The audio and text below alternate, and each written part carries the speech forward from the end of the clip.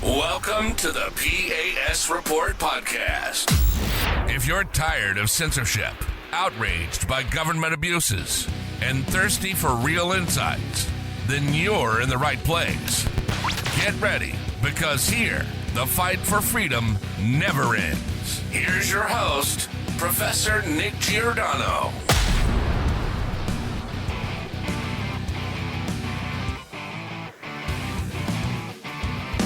You're in the information age, but facts are in short supply. Reject the noise, ask bold questions, and pursue the truth with FBI whistleblowers and founding suspendables Garrett O'Boyle and Steve Friend. This is the American Radicals Podcast.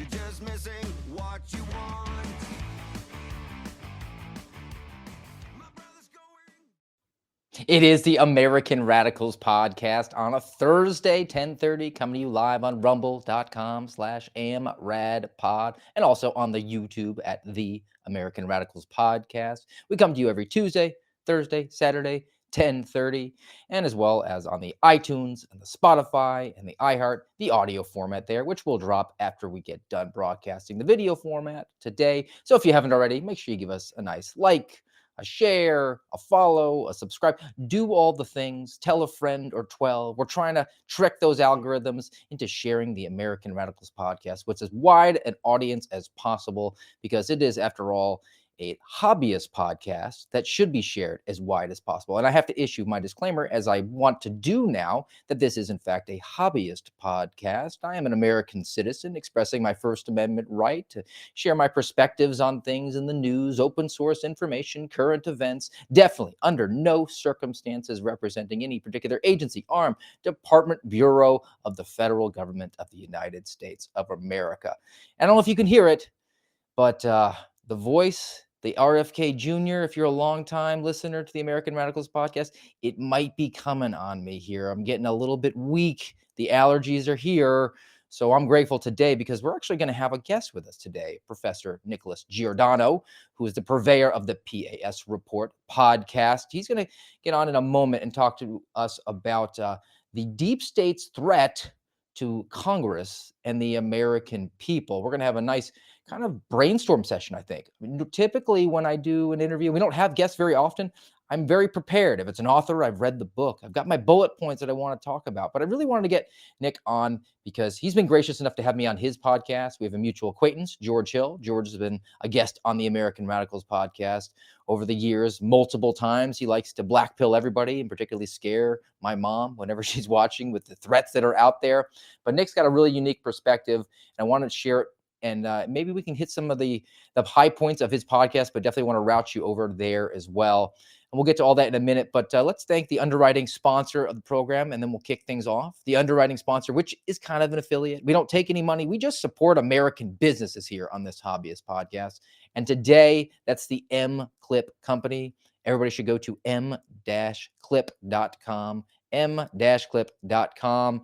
And when you do, you can use the promo code SUSPENDABLE, SUSPENDABLE, to get 10% off of these luxury goods, money clips, lifetime guarantee, sleek looking, metallic, leatherware.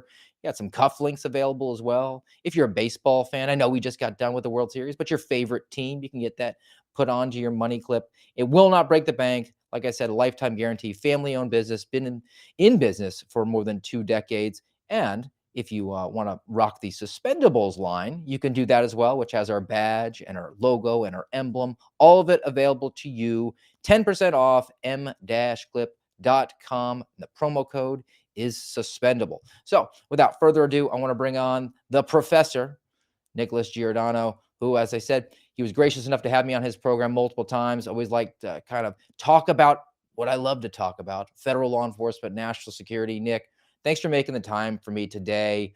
Thanks for actually maybe doing some heavy lifting, as the vocal voice is, the fry is coming in. I can feel it. I have those seasonal allergies. I sound like RFK Jr. for about 4 to 5 days, twice a year. And I think it's finally hit me here in November. But I wanted to give you a chance actually to introduce yourself to the audience and let them know what you're offering and what your bona fides. Can you kind of give us like a 30,000 foot view? Sure, and thanks for having me on. Thankfully, I don't have the seasonal allergies, but I do sympathize with you because my child does.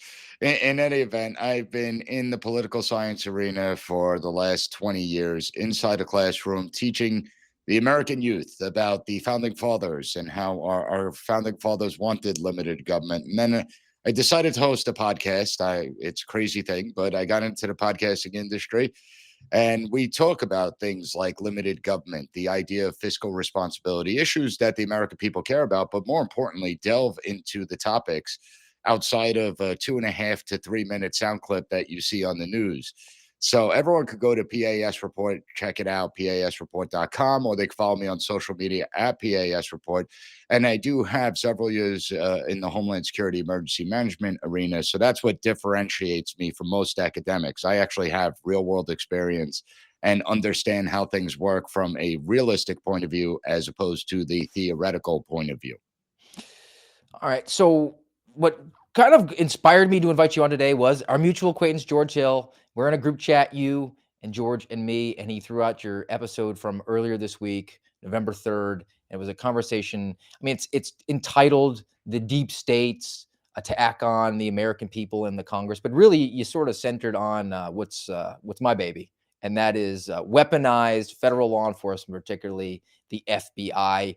And you actually laid out towards the end of the podcast some of the potential resolutions.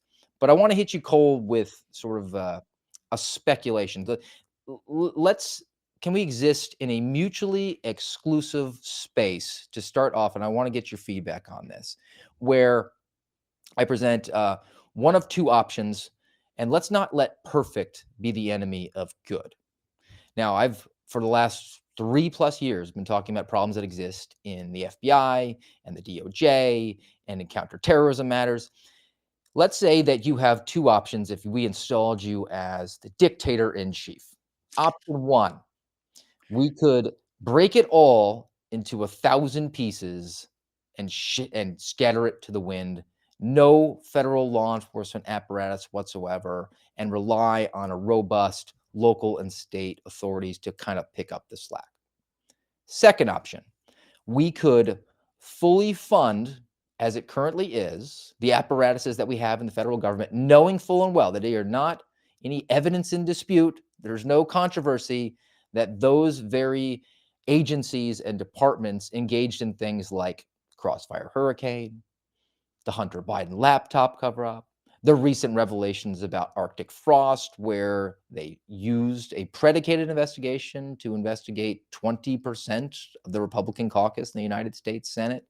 I mean, those are things that we know, and we just give it the funding that it's had before. If you had one of those two options, what would you opt for? Well, first of all, government and perfection do not belong in the same sentence together because there's never any perfection there. And I would actually choose option one. I mean, if we look at it, the entire national security apparatus was built in the 1900s and towards the mid 1900s. The reality is, America survived long before we had this huge federal bureaucracy that we see today. And America saw its greatest growth without the federal bureaucracy. The greatest expansion in American history occurred throughout the 1800s and the early 1900s.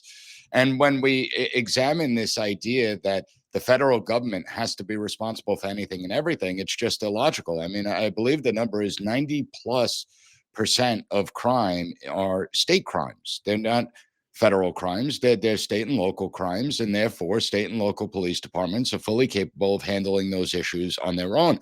In fact, when we look at many of the arrests that come out of the federal government, well, a lot of times it's the local governments, the local police forces, the local district attorneys that are actually leading, and the FBI swoops in at the end to take credit and say, hey, look at what we were involved in. So, yes, I think this country would get along just fine if we got rid of the law enforcement apparatus on the federal level.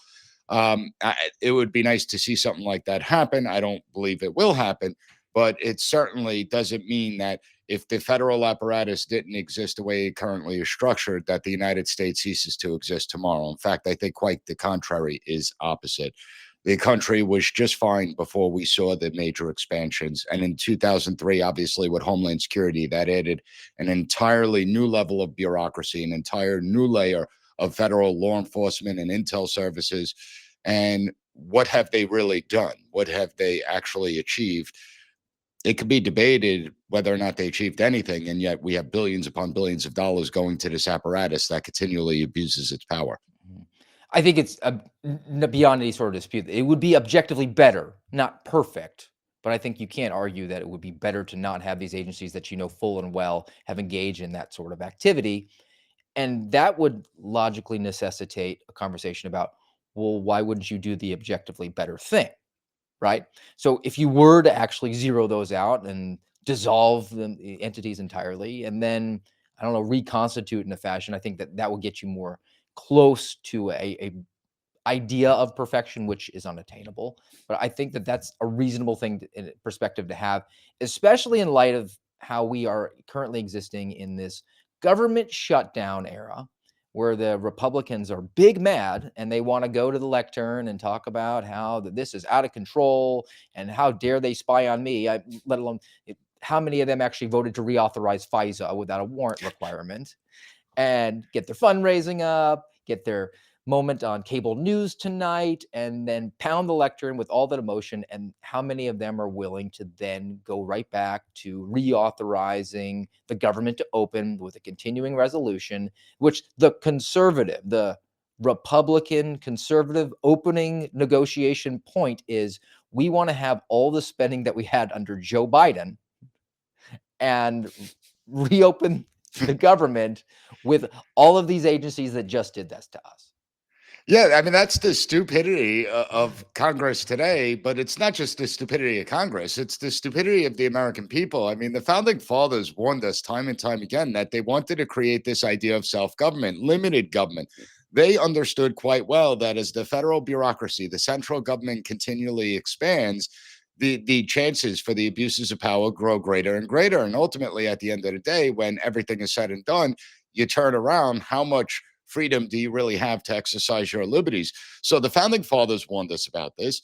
We've had many presidents throughout the years warn us about this, including, Dwight D. Eisenhower. And yet all those warnings are completely ignored. And the federal bureaucracy has made it as if they cease to exist, the country ceases to exist. The truth of the matter is, America is not our government, and our government is not America. They're two totally separate things, and people need to recognize that. Now, as far as Congress goes, something that you pointed out that's extremely important is the fact that you had Congressman Devin Nunes come out with a scathing report with all the evidence of how FISA was constantly being abused routinely. We got information from the courts that, what was it, over 200,000 FISA applications per year were being manipulated to get some of these warrants. And yet Republicans just willy-nilly all right, well, we'll keep FISA going. Let's vote to reauthorize it after it was used against them. And we've seen this pattern before where the bureaucracy will target members of Congress, ordinary Americans. They'll target Republicans, they'll target conservatives, and yet nobody does anything about it. And it gets quite disheartening when you look at the ones that have the power of oversight, the ones that have the power to rein in all these out of control agencies. It's discerning that none of them really take it seriously. They'll go on television, they'll create the sound bites, they'll give press conferences, they're going to flash their rages and anger and talk about how the bureaucracy is thoroughly corrupt. And yet they don't do anything to change it, to reform it, to make sure that something like this never occurs again. And the scary part is that it's not just within recent years. A lot of people think the abuses just came about. No, these abuses have been happening for quite a long time. And it's not just limited to the FBI, right? If we go all the way back to 2007, the NSA started the PRISM program and capturing the metadata of every single American. If we go to 2012, we saw the IRS was targeting Tea Party groups. If we go back to 2014, the Central Intelligence Agency was literally monitoring sitting members of the United States Senate Intelligence Committees, monitoring their communications. This was when John Brennan was in charge of the CIA, and he was targeting both Democrats and Republicans and their staffers in the Senate Intelligence Committee.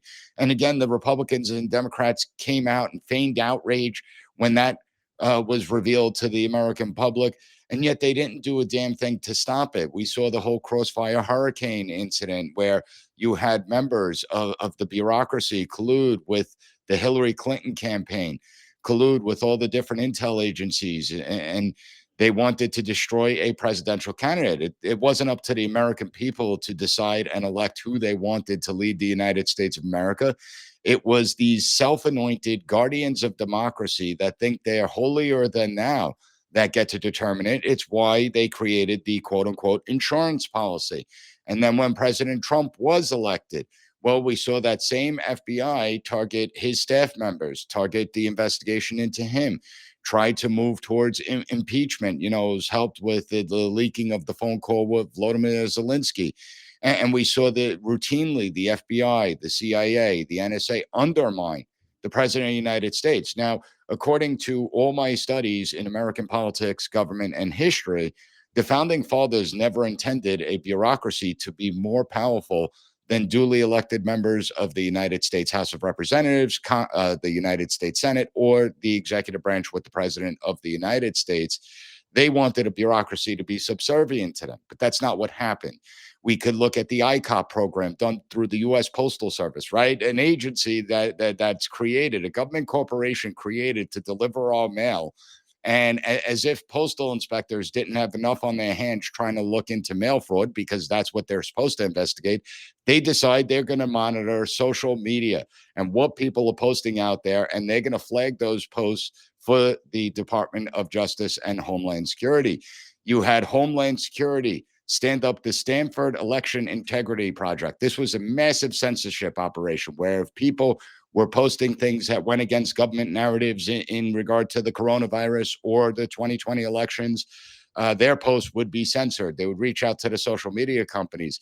They made it as if it was Stanford University and I think the University of Washington were the ones flagging these posts. No, it was a DHS stood up operation. It was the Department of Homeland Security that was using the universities in this unholy alliance that was pushing for this censorship. And I could go on and on with the abuses, the parents and the school DOJ school board memo. You have the traditional Catholics. We see these abuses routinely and nothing ever gets done about them. What good are elected representatives when they're not going to exercise their power to rein this bureaucracy in? So, what could possibly be the motivation for elected officials? And now that they're the victims of it, you would think they'd be extra motivated. But you do an excellent job of laying out all the historical train of abuses that we've had within the last decade and a half, maybe 2 decades. I mean, I guess you could stretch it to quarter century, because after September 11th occurs, that's when we sort of transition into this different perspective on national security, where we're no longer relying on the government to be looking outward at threats. It becomes looking inward, and no longer are we going to be existing in a world where we have liberty and which has a sense of danger attached to it. Some things are just not avoidable, and the job of law enforcement is to investigate violations of law after. We can't do pre-crime, but instead we have a mentality of no American can ever die again at the hands of a terrorist. Ergo, you have to give up your liberty and rely on the government in order to do pre-crime, which it's not really good at doing. But why are these guys who are aspiring to high office and existing there, what's the motivation for them to say, all right, we'll just reauthorize it? Why wouldn't they actually pull the trigger on this? Well, there's a few reasons, but before that, let's look at it. In free societies, there's risks. Free societies carry risks. If you want a society where there is minimal risk, where most of the risks are mitigated, then go to North Korea. North Korea is ruled with an iron fist. You're not going to find school shootings. You're not going to find murders. There's not going to be rapes unless it's the government doing these things. So what happened after 9/11 was largely predictable. At the time, I was a senior in college. I wrote an entire paper once the Patriot Act was passed about the threat that it represents to our liberty, how Americans were being foolish with this illusion of security that the Patriot Act is going to bring us, and how it's only a matter of time before the powers granted to the government. Maybe some were pushing it for good intent. I don't think they all had bad intentions. but it's only a matter of time before those powers are used against the American people, despite us being promised that it was only going to target Al-Qaeda and terrorist organizations. Now, getting to the politicians themselves, why do they allow this to happen? I think there's all different types of politicians that exist in Congress. So one of the things I do believe that cannot be dismissed is what Senator Schumer said shortly after Trump was elected in his first term. He was being interviewed by Rachel Maddow, and she asked him about Trump's attacks on the intelligence community. And Senator Chuck Schumer's response was actually frightening for someone like myself. It was terrifying. He said, he's being really stupid and he needs to stop because these intelligence agencies have, quote, 6 ways from Sunday to get back at you. Here's a senior leader within the United States Senate warning the president of the United States not to attack the intelligence community because the intelligence community will fight back. So I think there are those in Congress that are afraid of what the intel law enforcement communities may do to them if they speak out against them. Then I believe that you have the members of Congress that want the bureaucracy to have this power, right? Both Democrats and Republicans. Democrats look at it and say, well, it's wonderful. They're targeting our political opponents. It's great. We could ally ourselves with them. Republicans, on the other hand, are saying, well, once we get in power, then we get to use these intelligence and law enforcement components the way that we see fit. They love government power. And so it's a way to keep them in power. And then I think that you have a third class that looks at it from a funding perspective. You know, if they lose out on federal funding, if we begin to cut these departments and agencies, well, how is their local jurisdiction going to be affected? How much money, how many grants are going to be cut off from these local jurisdictions? So they look at it from the financial perspective. And then you have the few good people that actually do want to do something about it, yet they don't really introduce any bills to cut off the bureaucracy, cut the snake. And that's a little bizarre to me. I also think that they really, really like having congressional hearings that don't go anywhere. I mean, I've kind of been on record saying, let's just take the most vile person. Let's take Nancy Pelosi and put the lasso of truth around her, Wonder Woman style, and ask her, do you really want to get rid of guns? And she would tell you no, because she's able to have hearings about it and send out fundraising and have rallies. And that is able to motivate people to keep sending her back to office on the promise that she's going to get rid of guns. But it's just too damn lucrative for her to actually achieve that. So I think that they use the processes, the protocols, in order to have this fake outrage, in order to just personally enrich themselves. Well, that's a great point. And, you know, there's one aspect of me that loves public hearings. I think that a transparent government is essential, that the public should be able to get to see what's going on in the questioning. But let's be realistic here. Actually, more stuff gets done in closed door hearings than the public hearings. Why? Because the public hearings are all about showboating. First of all, many of the questions are repetitive. So rather than members of Congress actually come up with a game plan to truly pin down a bureaucrat and to truly get answers, they ask the same questions and they get the same evasive answers. That's number one. Number two, in most cases, you'll have House members or Senate members, depending on where the committee hearing is happening, that get 5 to 6 minutes to speak. Notice they speak for about 5.5 minutes and only let the witness testify for about 30 seconds. And they keep on routinely interrupting the witness. And because it's not about getting answers, it's about getting that moment that you could put in a clip that could go viral on social media, getting that moment that will be beamed out on the major media networks so that you get the attention. And I think you're 100% correct about that. And listen, I mean, I understand politics. William Shakespeare said all politics is theater. It's nothing but a show, and that's true. But at the same time, the gross abuses of power are something that we can't ignore. And unfortunately, when we have people like the James Comeys, the John Brennans, the James Clappers of the world, these are trained operatives, right? These are people that know how to weasel out of questioning. These are people that can evade Congress really well because they have no regard or respect for Congress. When you listen to James Comey speak, he will constantly say in his testimony, well, that's not the way I recall it. I don't remember it that way. Well, I don't understand your questioning. He knows how to evade the questions that are being asked. And I think that Republicans and Democrats, they don't, they believe they're a lot smarter than the bureaucrats, but the actual opposite is true. Now, we're going to have wailing and gnashing of teeth, and we're going to have the hearings about Arctic frost, because that's the big one right now that's in the news. That's going to get you lots of clicks on social media. So the Republicans are going to make hay while the sun's shining. I want to see if your perspective on this is kind of where mine is at, where they're focusing on if they were actually truly interested in exposing the problems with it. It's not that this happened, and that's bad. I'm not saying that is acceptable. The problem for me for an Arctic frost, as I've hammered on this program and as wide as I possibly can, was that it was legal. Everything that happened with Arctic frost, which was Jack Smith's investigation into Donald Trump and seemingly everybody who's ever pulled a lever for a Republican or an elected official himself, the dragnet keeps getting wider and wider, and doing oppo research effectively under the color of law. It was a predicated investigation, which means that there's information or an allegation of a potential violation of federal law. And the FBI, the DOJ, they followed every single protocol, every jot and tittle that's ever been there. They made sure that they were extremely buttoned up on it. They followed the Attorney General guidelines for domestic investigations. They followed the Domestic Investigations Operations Guide, guidance that came from Bill Barr multiple years ago. My concern is that it goes back to even a nice comparison to the Mar-a-Lago search warrant. That was completely legal. That the action itself is not necessarily the problem. It's that the people were willing to do it.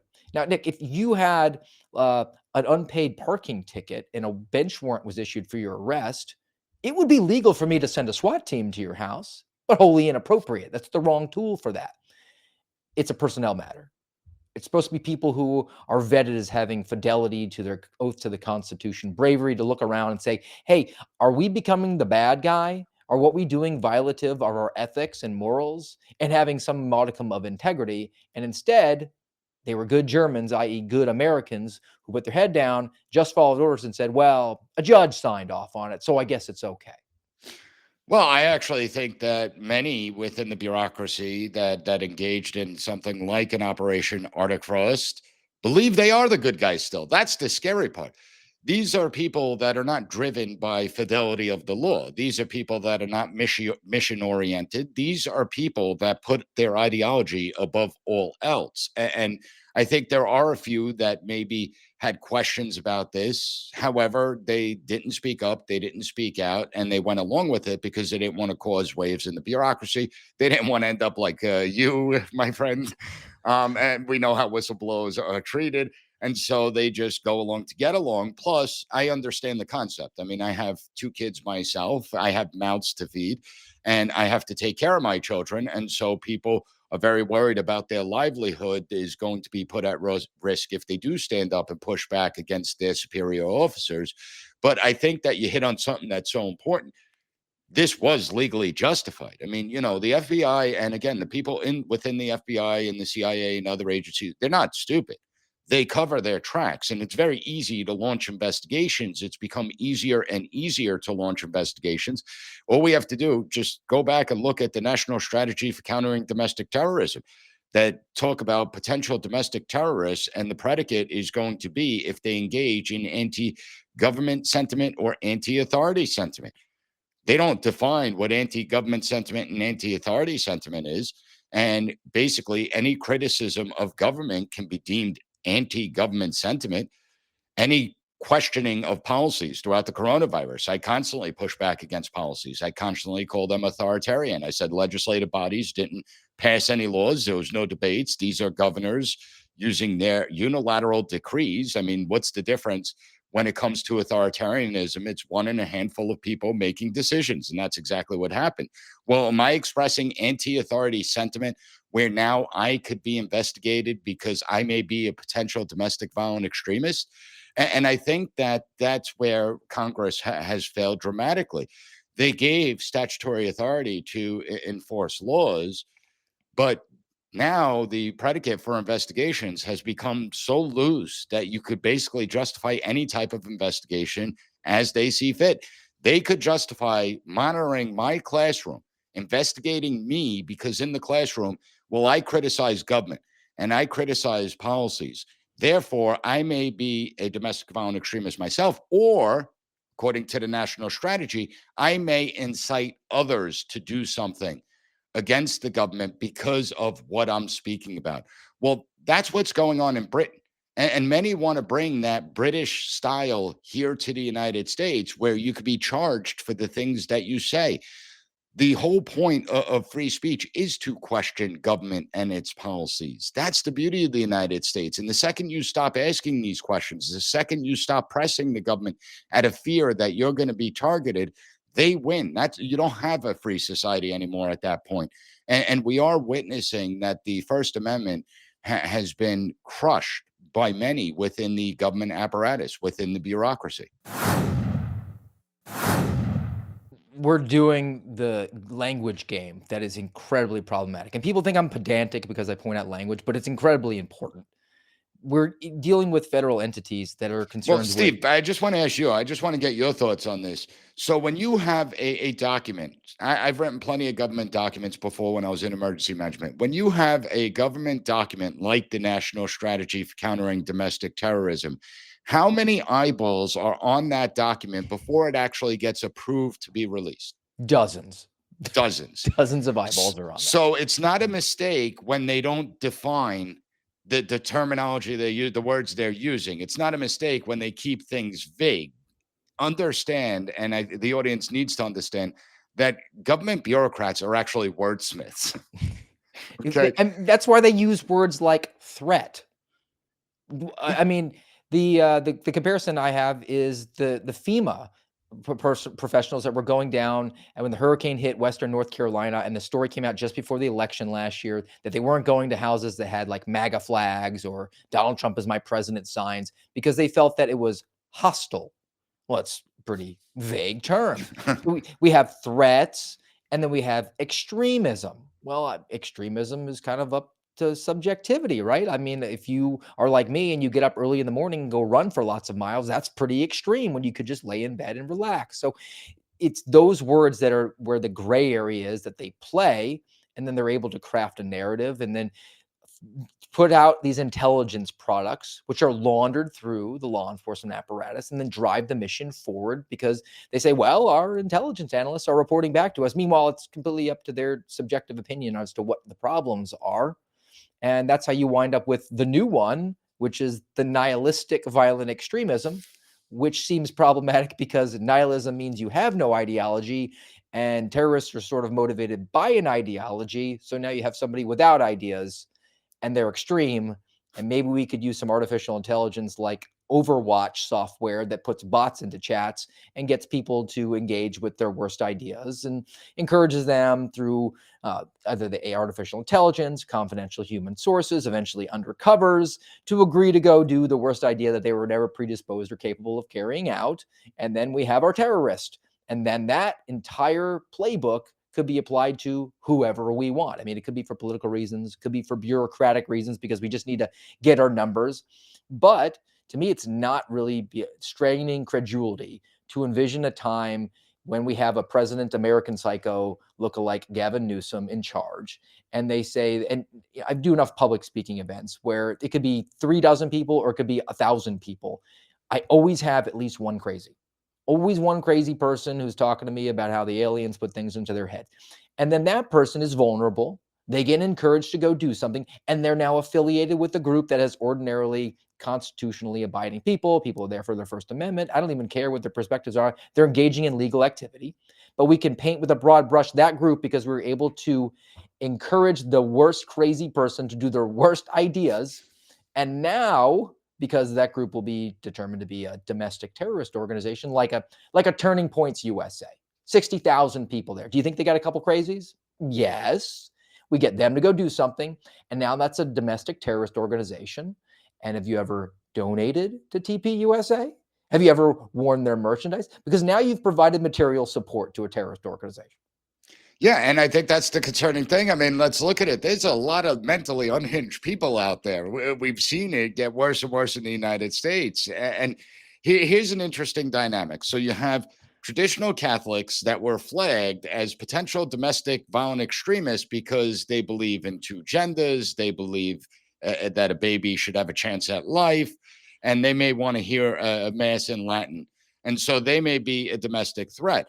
Yet a study came out last year prior to 9/11 where 30% of those between the ages of 16 to 29 years old believe Osama bin Laden was a force for good in the world.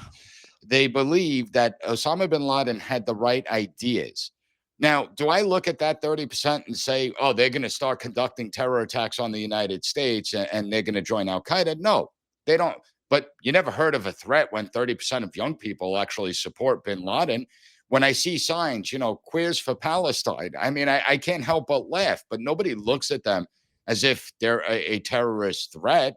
We look at them, maybe they're dumb, but they're not really a threat. And I think that's a good point. You could get anyone to do whatever you want in a way. I mean, understand that agents, many of them are trained to manipulate people. I mean, that's the basis of it. And if you look at a lot of, and I know obviously you speak about it all the time, you look at a lot of FBI press releases. I'm sorry, the 35-year-old loser that's been sitting in their parents' basement, that's been playing video games all day long, doesn't really have a job. They're not going to become some explosive expert mastermind that's going to go out and conduct an attack. The only reason they started engaging in that conversation in the first place was because they were in a chat room where someone was posting things and they said, yeah, I agree. And then, feds come in and they start their investigation and, oh, look, we could get them to try and buy explosives and then we'll arrest them and say it's a major terrorist mastermind over here. No, terror masterminds are like the blind sheikh, Rahman, that wanted to blow up the Midtown Tunnel, Holland Tunnel, Lincoln Tunnel, Throgs Neck Bridge, George Washington. That's a terrorist. Okay, those are people that represent real threats. The real threats are those that were in the Taliban, that got training on the battleground, and yet they were just brought into this country under a refugee status when we pulled out of Afghanistan. Those are real threats that exist. A Catholic that wants to hear Mass in Latin, a parent complaining at a school board meeting about what their child is learning, those are not threatening people.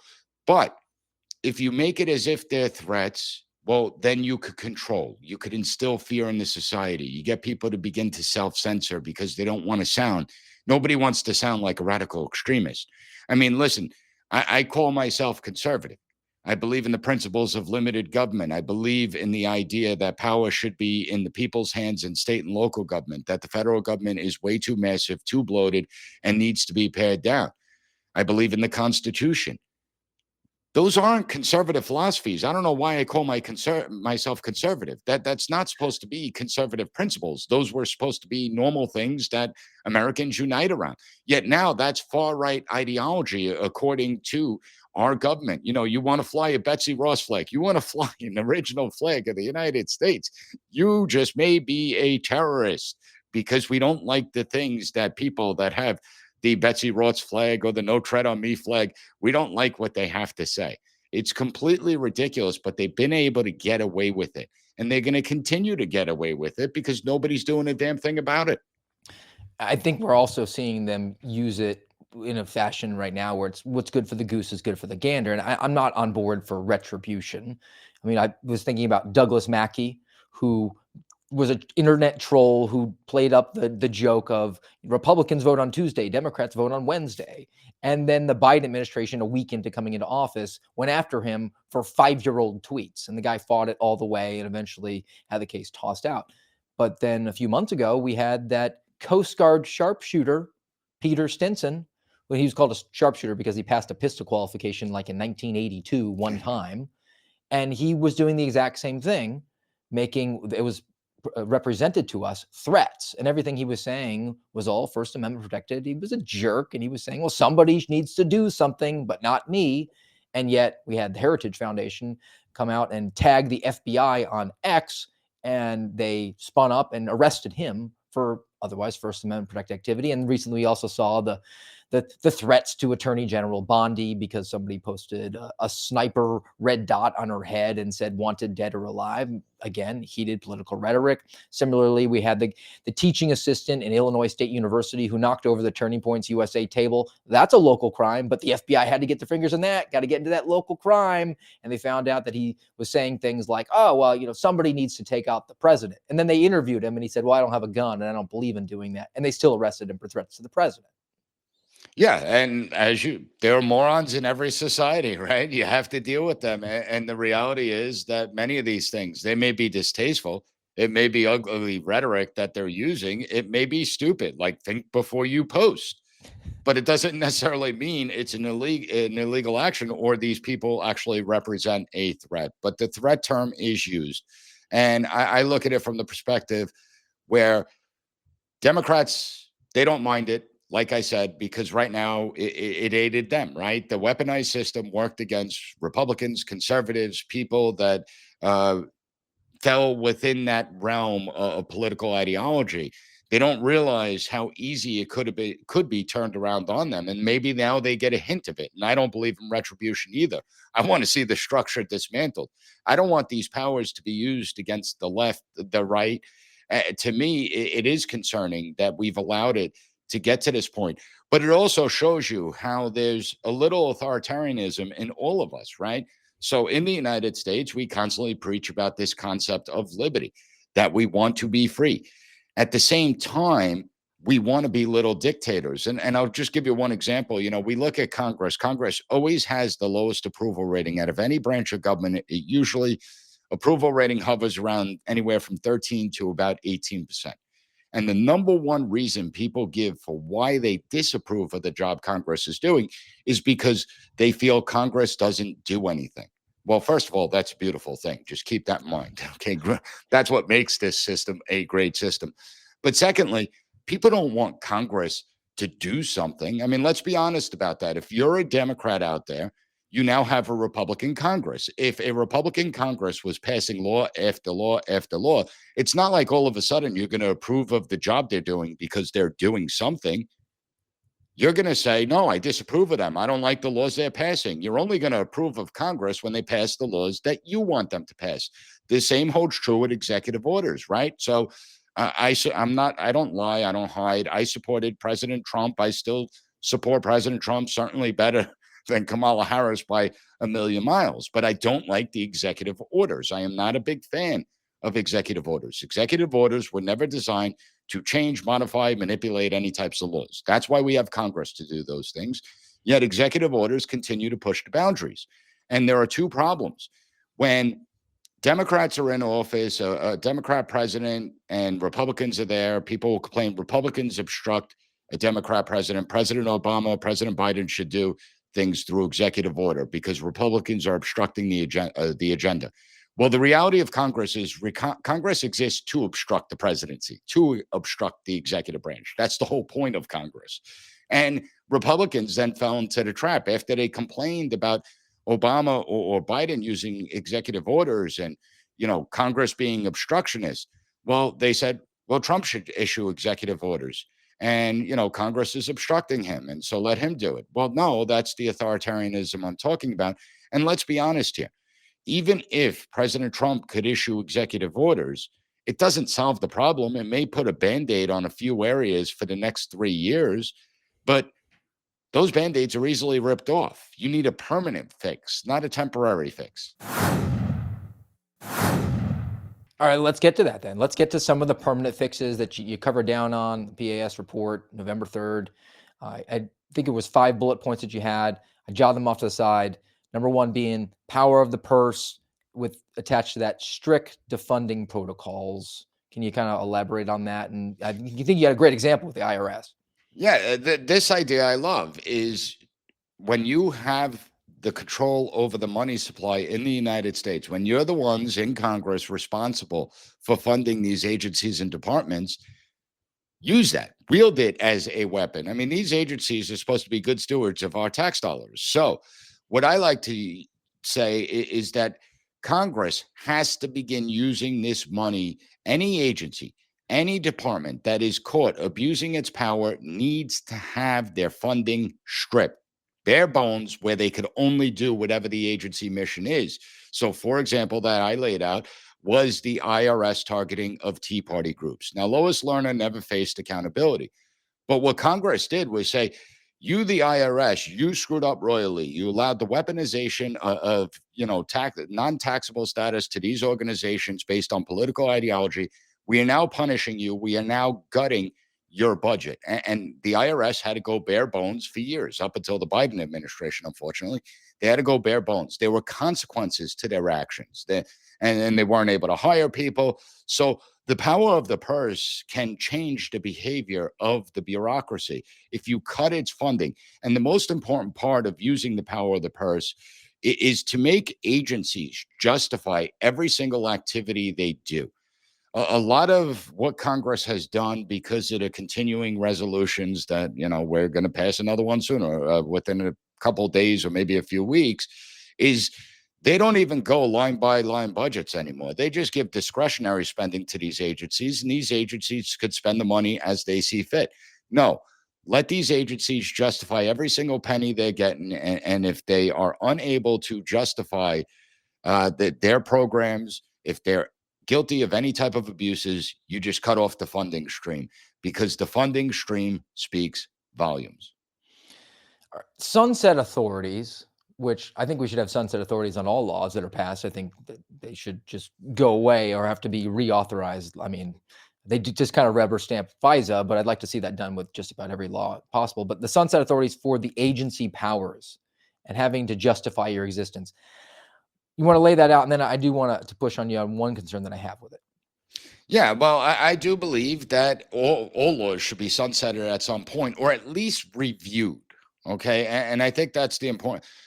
I understand we need laws. I understand that there are going to be things that are out of people's controls. There are going to be responsibilities that the government has to take on that we can't do ourselves. So I don't want to make it like I'm some anarchist, anti-government person. Okay.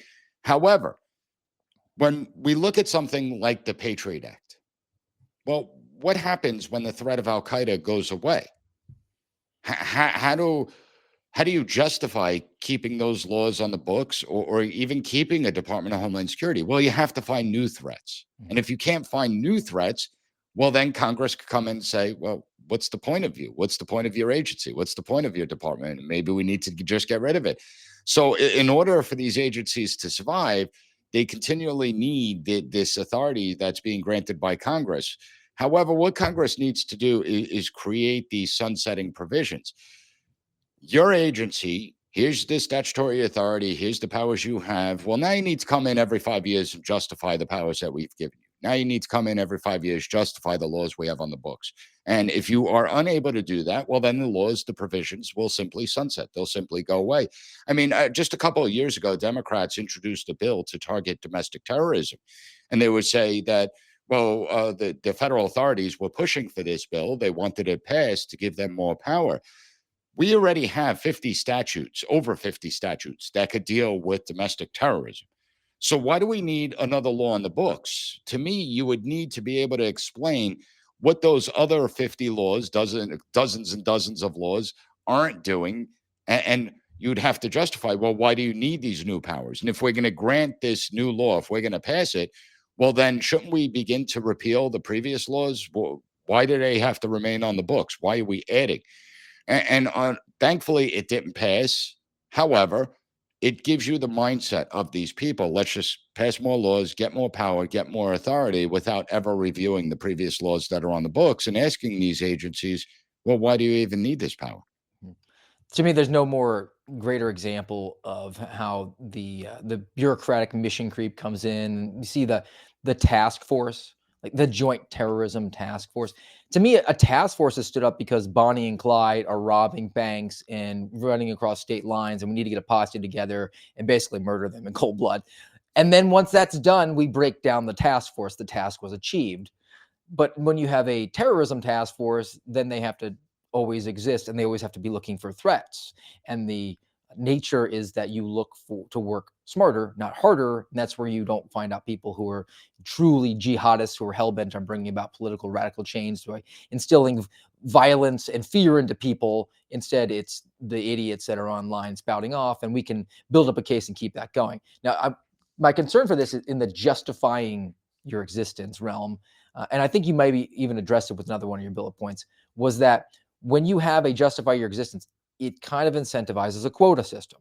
You would have an agency come forward and say, look at all the good work we did arresting retards, and we're going to call them terrorists, but you don't know that. But I think if you marry it with another bullet point that you do have, which is the transparency element to it, where you would effectively have a full reporting of all the subpoenas and the search warrants that were issued, and that would just be open books to the people that were theoretically doing oversight, elected officials in Congress, then they wouldn't necessarily be able to hide that. You'd have a full audit, essentially, of what these agencies are doing, like an FBI and their counterterrorism program. Yeah, I think you bring up a great point. And let's be honest, the bureaucracy knows how to manipulate things to make threats look far worse than they really are. I mean, just take the after 9/11. I would argue, now this is speculation on my part, and it's impossible to prove. I get that. People will criticize me, but I argue that if we simply reinforce the cockpit doors, enhance security at airports, we wouldn't have seen another 9/11 like incident. We didn't need the Patriot Act. We didn't need the Department of Homeland Security. I don't think there is a single person that would have gone on a plane and allowed someone to try and hijack that plane. I think that most passengers would get up and at this point, knowing what happened on 9/11, would beat the hell out of that person trying to hijack that plane. Yet we went into this overreaction. Again, people want to feel safe, and fear is the great motivator out there.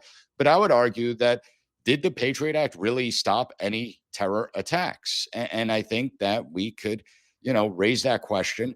We saw some arrests. Don't get me wrong. We saw plots like trying to blow up the gas pipeline that runs from Newark to LaGuardia to JFK Airport.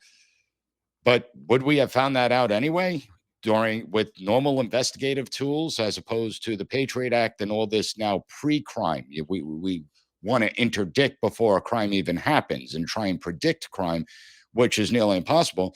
I mean, listen, the reality is that, again, we're a free society, and so we are going to take on risks. And throughout the 1990s, there were a couple of terror attacks, but we also thwarted a lot of plots, and they didn't need new powers. In fact, on 9/11, all the evidence was there. It was just that the agencies didn't speak to each other because they weren't allowed to. There was that wall of silence, and agencies with their egos wanted to keep information to themselves. But the information was there that a terror attack was going to happen. If we put together the pieces of the puzzle, we would have been able to stop it. And things are naturally, these are fallible people. As far as transparency goes, yes, I do believe that agencies will lie and manipulate to justify their existence. They'll inflate the numbers. First of all, we got to get rid of this idea of government bureaucrats getting friggin' bonuses. I don't know what the hell is up with that, but no government bureaucrat should get a bonus based on how many investigations have begun. I mean, that incentive alone is a great abuse of power. And we have to look at that. Government civil servants are supposed to do the job, not because they're going to get great pay and great rewards. They're supposed to do the job because they have a belief in the community that they're doing something to strengthen their country, to improve their country, not to become rich. And far too many government bureaucrats have become rich. It's ridiculous. And we do have to have a need to know what these agencies are doing. What are you constituting as an investigation? I mean, I think you were the one that told me when it came to counterterrorism investigations or whatnot, January 6th would have been looked at as one incident. Instead, they opened up thousands of incidents to make the numbers inflated, to make the threat look much greater than it really was.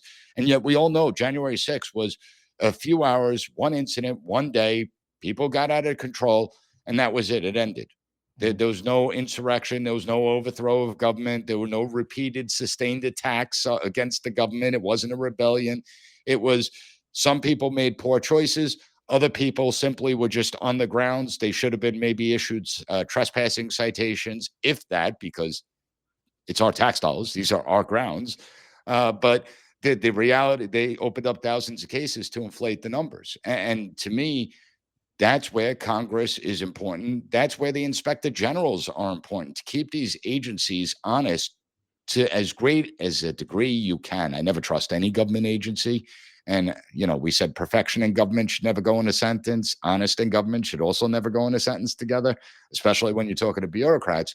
But again, we have to do our part to make sure that they're being honest, to make sure if there isn't a threat, yeah, let's talk about restructuring Homeland Security and paring it down. And I understand that there are people that try and justify because they don't want to lose their livelihoods. But at the same time, why do we keep on empowering a beast that has proven that it's going to abuse us? They're worried about Trump becoming a dictator, and Republicans worry about communism coming to the United States. Worry about the bureaucracy, a fourth branch of government that's unencumbered from the Constitution. When America becomes authoritarian, it's not going to be because of the political parties. It's going to be because of people like James Comey that staff our government. That's what it's going to be. And I mean, along the lines of January 6th, it seems to me that the government was part of preserving the narrative, to use and borrow Nancy Pelosi's phrase, because they married a pipe bomb, which there is now strong indication of that it was a government actor involved with that, with the events at the Capitol, even though there's never actually been any evidence tying one to the other. In fact, even in the charging documents or in sentencing recommendations for people who were just parading through the Capitol, they were mentioning a pipe bomb, again, which wasn't connected at all because they wanted the terrorism enhancement. I mean, that's a great example of. Well, and that should show that this isn't a Republican or a Democrat issue, right? I mean, Republicans are now in charge. Kash Patel's at the FBI. I don't know what the hell he's doing at the FBI, but he's the one in charge of the FBI. And when we look at things like that, right, we still know very little about this pipe bomber. It doesn't make any sense. And then we learned what 380 agents were there and plain clothes. We got to make sure that they're plain clothes. They weren't undercover. And he says they were there for what? Crowd control, crowd protection. Like No. when you went through your FBI training, did they ever train you on crowd control? I mean, that's a local government function, local police forces. You could bring in National Guard for riot control. They do actually have some training in riot control that I've done with exercises with the National Guard units. But the FBI to say that, over 200 agents were there in plain clothes for crowd control is just the dumbest thing I've ever heard. And so we're still being lied to.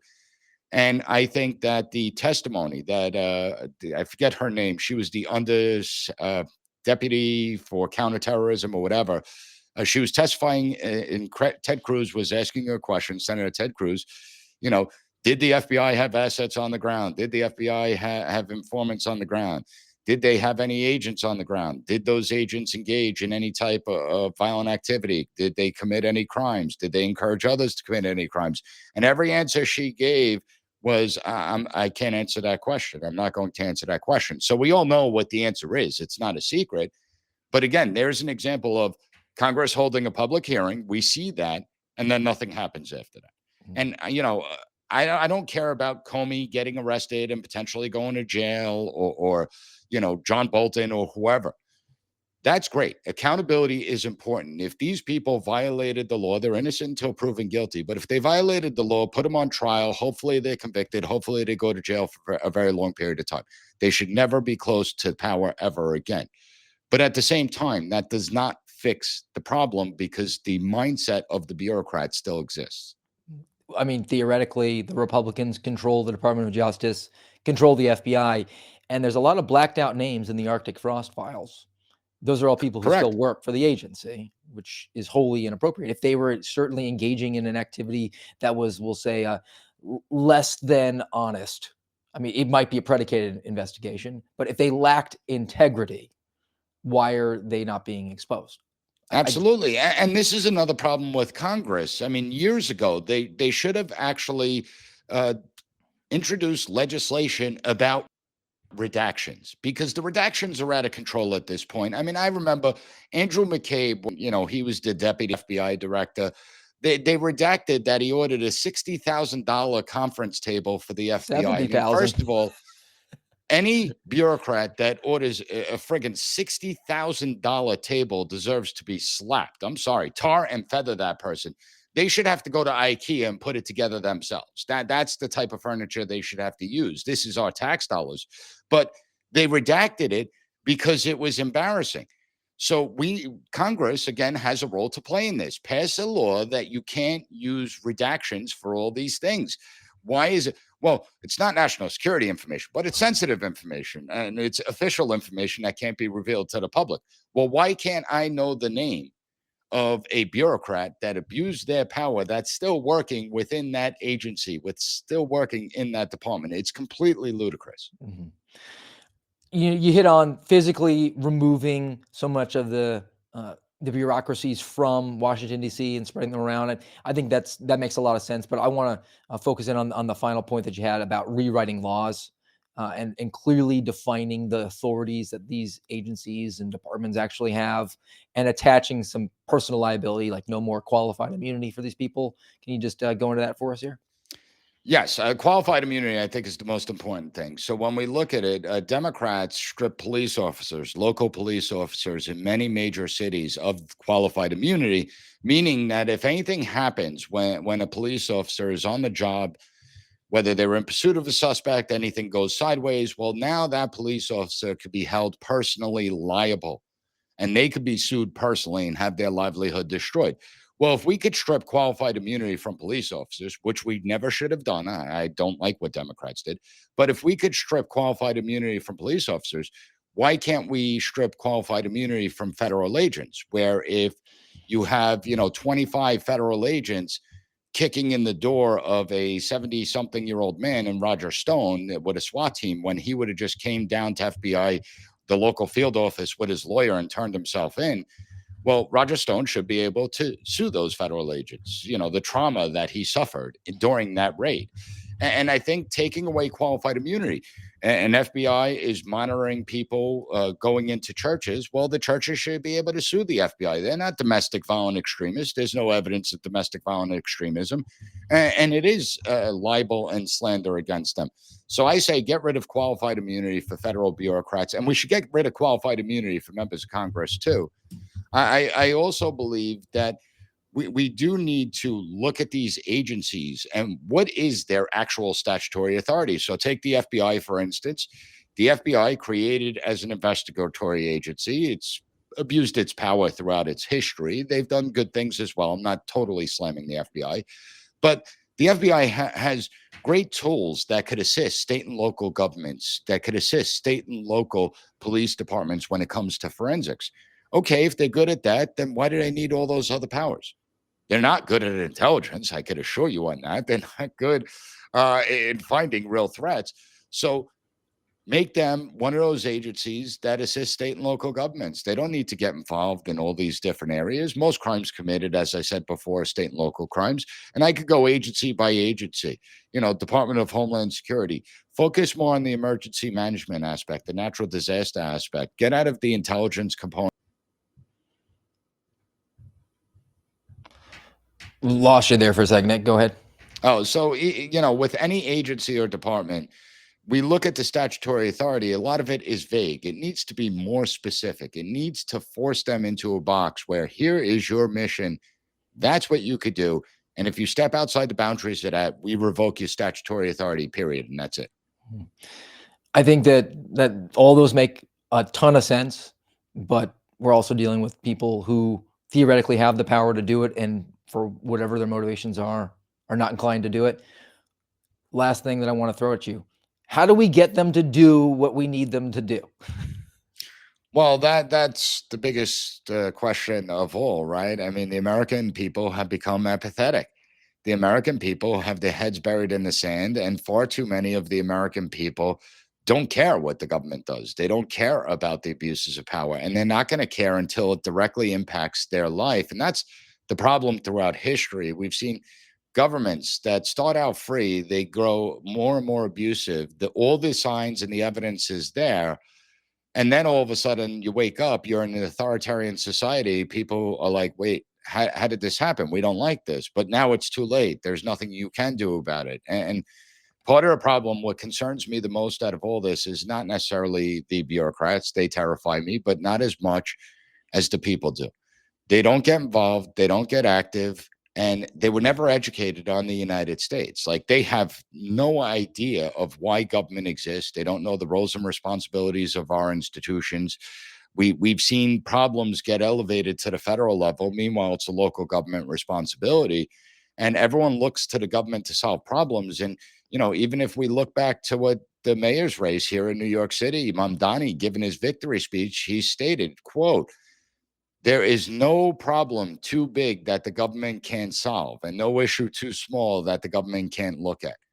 And that should terrify every single American, because the government doesn't solve problems. In fact, I could easily argue and show with evidence that the government actually creates problems. And then it seeks the power to solve the problems that it created, and it never solves the problems anyway. And I just think it's time to defang this beast. It's a dog chasing its tail, and that's probably the most benign and innocent explanation that I can give it. So, Nick, I really appreciate you coming on and joining me today and helping to noodle these issues out with me. I think that your recommendations are spot on. I want to make sure that I plug your podcast as well. If you want to just take a moment, where can folks find everything that you're doing? Sure. Everyone can check out the P.A.S. Report podcast. In addition to the interview segments and my monologues, I also released the America's Founding series on the podcast, where I talk about forgotten patriots that helped create this nation, that helped found this country, and to try and get Americans to understand what the American identity is all about: liberty, freedom, self-reliance, American grit, limited government, self-governance. These are all important concepts that Americans have abandoned long ago. And you could also go to the PAS Report website, pasreport.com, or find me on social media at PAS Report, where, I'll put my thoughts out there. And I just want to let people know I am not here to validate your opinions. I love when I get blowback from other Republicans and conservatives, like, hey, no, I'm not here to validate anyone's opinions. I'm here to call it the way I see it. And some people love that. Other people, not so much. You're a far more artful way of saying, this is not your mama's show. This is your daddy's show. All right. Hey, man, I thank you again. I'm definitely going to have you back on this one. And I want to make sure that I thank the audience for joining us today on rumble.com/amradpod, and on the YouTube, the American Radicals Podcast, iTunes, Spotify, iHeart, at X America News. As always, plan to be back with you if the voice is here on Saturday, 10:30 Eastern time. And until then, guys, have a great day. Thank you for listening to the P.A.S. Report. Don't forget to rate, share, and hit that subscribe button. That way you'll never miss an episode. For more exclusive content and updates, visit us at pasreport.com and follow Professor Giordano on all social media platforms at P.A.S. Report.